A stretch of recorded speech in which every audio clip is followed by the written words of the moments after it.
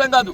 ఆ రేవంత్ రెడ్డి డైరెక్షన్ ఏందో, ఈ ఉత్తమ్ రెడ్డి యొక్క కార్యక్రమం ఏందో, ఇద్దరు కలిసి రాష్ట్రాన్ని ఏదైతుందో అంధకారం నెట్టేట ఒక కుట్ర కొనసాగం తప్ప అంతకంటే ఏం లేదు. జగిత్యాల జిల్లాలోని కోటిలింగాల వద్ద గోదావరి బ్యాక్ వాటర్ మరియు నందిమేడారం లక్ష్మీపూర్ గాయత్రి పంప్ హౌస్ ను పరిశీలించిన బీఆర్ఎస్ పార్టీ నాయకులు. జగిత్యాల జిల్లాలోని కోటిలింగాల వద్ద గోదావరి బ్యాక్ వాటర్ మరియు నందిమేడారం లక్ష్మీపూర్ గాయత్రి పంప్ హౌస్ ను మాజీ మంత్రి బీఆర్ఎస్ పార్టీ నాయకులు ఆదివారం మధ్యాహ్నం 12:30 గంటల ప్రాంతంలో వెళ్లి పరిశీలించారు.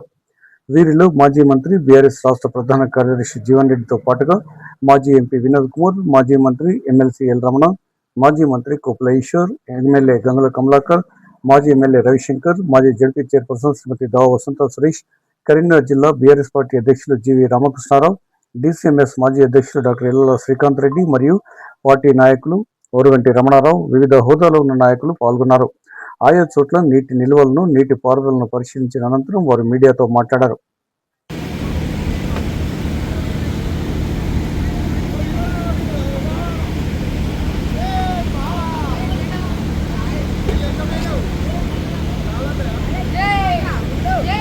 వాస్తవంగా ఆనాడు కేసీఆర్ గారు ముఖ్యమంత్రిగా బాధ్యతలు చేపట్టడంతోనే వృధా పోతున్నటువంటి ఒక ప్రాణహిత నదీ జలాలను మళ్లింపు చేసి యావత్ తెలంగాణ ప్రాంతాన్ని సస్యశ్యామలం చేయాలనేటువంటి ఒక భావనతో అంతవరకు అసంపూర్తిగా ఉన్నటువంటి ఒక ఎల్లంపల్లి ప్రాజెక్టును ప్రాధాన్యత క్రమంగా పూర్తి చేసి 2016 ఆగస్టులో ఏదైతున్నదో ఎల్లంపల్లి ప్రాజెక్టు నీటి వినియోగాన్ని ఏదైతుందో ఆరంభింప చేయడం జరిగిందని చెప్పండి.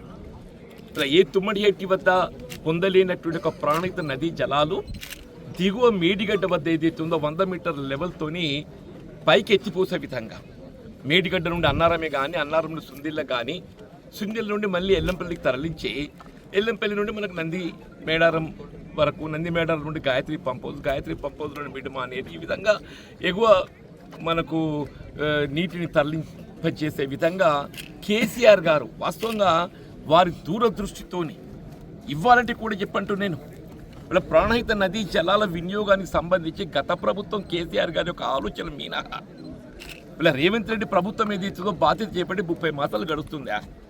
మీరు కూడా ఎన్నికల్లో ఏదైతున్నదో మేము తుమ్మచేటి వద్ద బ్యారేజీ నిర్మాణం చేసి అందుబాటులో ఉండే 60 టీఎంసీని తరలిస్తామని చెప్పన్నారా? 30 మాసాలు కలిసి మట్టెత్తిపోయినది కనీసం డిజైన్స్ కూడా రూపొందించలేదు చెప్పండి నేను. మరి మేడిగడ్డ బ్యారేజ్ అంటే అది లక్ష్మీ బ్యారేజ్. కాళేశ్వరం అని చెప్పంటే ఏదైతుందో మొత్తం ఇప్పుడు ఈశ్వర్ గారు పేర్కొన్నట్టు టోటల్ ప్రాజెక్టే is named as Kaleshwaram project. Medigadda is named as Lakshmi barrage. మనకు ఆ రెండు పేర్స్ కృంగింది ఏదైతుందో Lakshmi barrage, not Kaleshwaram. Kaleshwaram is intact, Kaleshwaram is intact. Lakshmi barrage ఏదైతుందో రెండు పేర్స్ కృంగడంతోని అక్కడ మనకు ఒరిగినటువంటి ఒక నష్టము కేవలం 500 కోట్లు. ఆ 500 కోట్లు కూడా ఏదైతుందో డిఫెక్ట్ లయబిలిటీ క్రింద ఆ నిర్మాణం చేసి ఒక ఎల్ఎన్టీ వాళ్ళు రెస్టోర్ చేస్తారని ముందుకు వచ్చిందని చెప్పండి. అర్థం కాదు. ఆ రేవంత్ రెడ్డి డైరెక్షన్ ఏందో, ఈ ఉత్తమ్ రెడ్డి యొక్క కార్యక్రమం ఏందో, ఇద్దరు కలిసి రాష్ట్రాన్ని ఏదైతుందో అంధకారం నెట్టేట ఒక కుట్ర కొనసాగం తప్ప అంతకంటే ఏం లేదు. తప్పకుండా ప్రజలు ఏదైతుందో అన్ని గమనిస్తున్నారు. రాబోయే కాలం ఏదైతో కేసీఆర్ నాయకత్వంతోనే తెలంగాణ రాష్ట్రం వీళ్ళ పునరభివృద్ధి జరుగుతుందనే ఒక విశ్వాసాన్ని వ్యక్తం చేస్తున్నారు. అసలు ఎవరొచ్చిన తర్వాత ఈ నిర్మాణాలను పూర్తయినాయి.